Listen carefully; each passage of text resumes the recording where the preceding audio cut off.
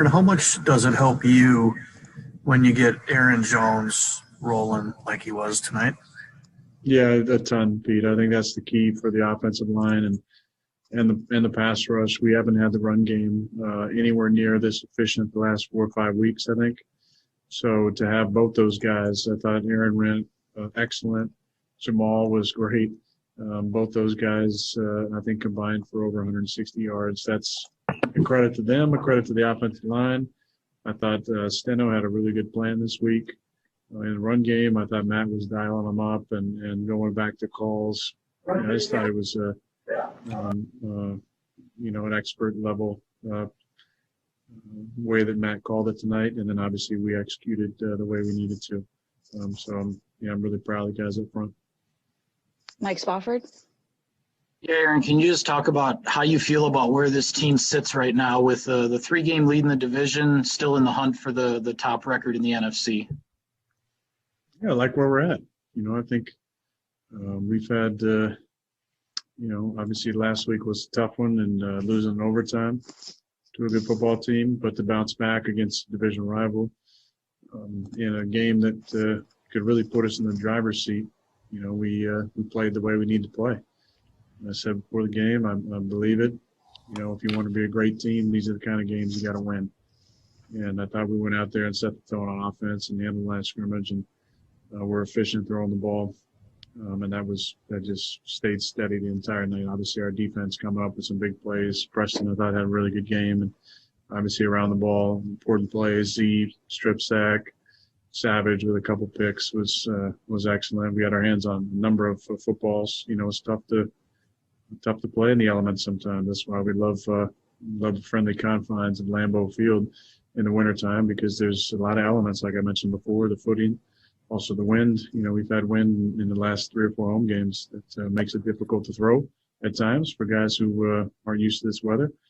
But this is the type of weather we enjoy playing in, and to go up 3 now with 5 to play puts us in a really good position for our first goal, which is winning the North.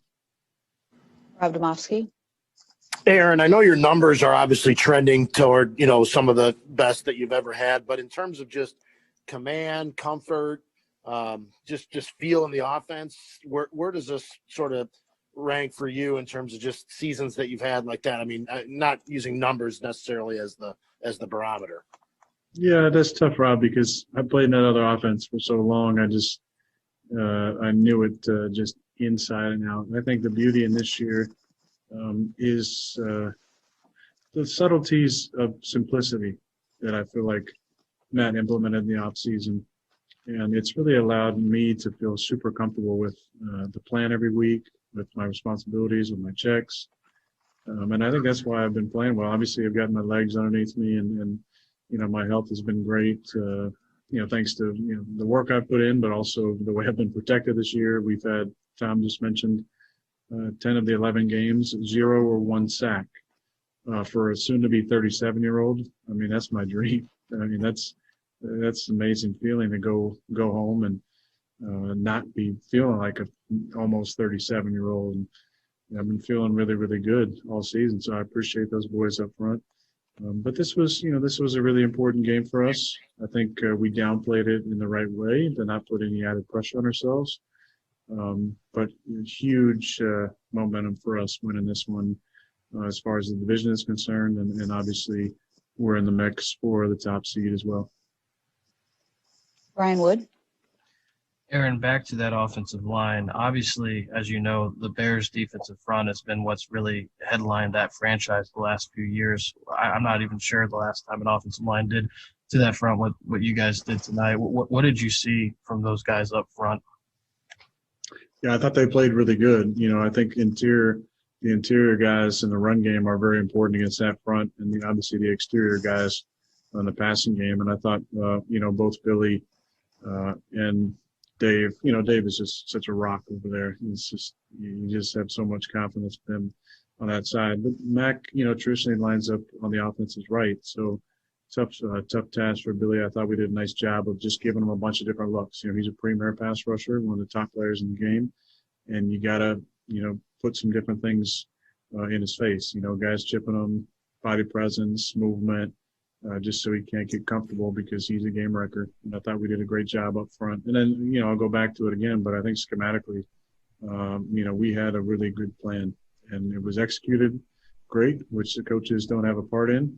But the plan that was laid out in front of us, I think we all felt really good about. And I think Matt dialed up a really beautifully called game tonight. Dan with Chicago Tribune. Aaron, on the touchdown pass to Devontae to start things off, I wondered what your vantage point was through the entirety of that play. You're not hearing him?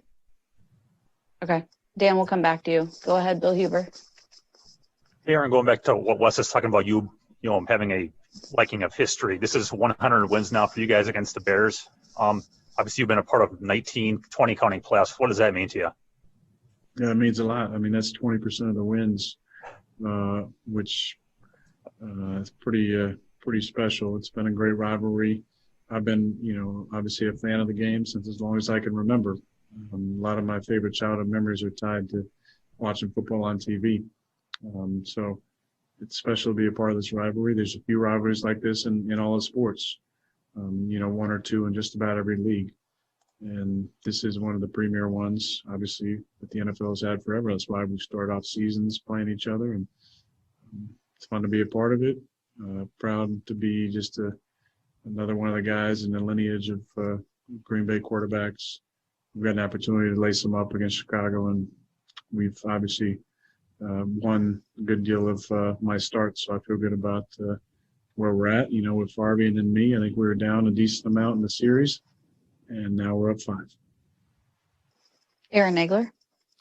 Aaron, I got 2 quick ones for you. First off, when you let it go to Tunyon, did you know that was for 50,000? And 2, have you been driving this kind of leaning into the empty format? You guys have been running a ton of empty lately. It's not something you were doing early on in the year. Yeah, that's a good point. I did not know it was 50,000 when I threw it to Tunyon. I just, I missed a similar play earlier to Devontae where I wasn't quite sure if I could pull up or throw on the run. I missed it inside by 7 yards. I mean, it was a terrible throw. And I looked over at Matt, and I was glad he went back to – it was a similar play. Bobby was running the same route that Tay ran, just to the opposite side. But I gave him 2 fingers, and I said, I'm not missing that twice. So I really liked that call from Matt. The empty formations, I think, are a product of some of the personnel that Chicago plays and our success the last couple of weeks of doing it. Because we can move guys around in different spots. They can be 1, 2, or 3 on a 3-man side and 1 or 2 on a 2-man side. Marquez can go anywhere, and he's obviously a threat with his speed if he is at 2 or 3. So it's different looks for them, and we've just got a lot of different types of plays we can get to in those situations, which I think has allowed us to be efficient in those opportunities. Real quick, David Bakhtiari's headed to Zoom room 2 for those of you who want to join that. We'll continue. Let's try Dan with the Chicago Tribune again. Dan? Aaron, can you hear me? Mm-hmm. On the touchdown pass to Devontae to start things off, I wondered what your vantage point was through the entirety of that play. Yeah, I saw that they dropped 8 at the snap, so I knew I'd have a little bit of time. We ran a 2-man concept really to that side with Devontae and Robert. And I was about 50-50 whether Tay was going to stop his route and break it off at the top of the stem, which actually wasn't in the plan, but I thought he might make that reaction. He didn't. I went to Bobby right about to throw it. He slipped. And so I reset back in the pocket because we had done a nice job on the right side and doubled Khalil over there. And as I reset back in the pocket, I saw Devontae kind of roll behind Trevathan. And knew based on the pre-snap that we probably wouldn't have anybody on the left side who would disrupt a throw in that area.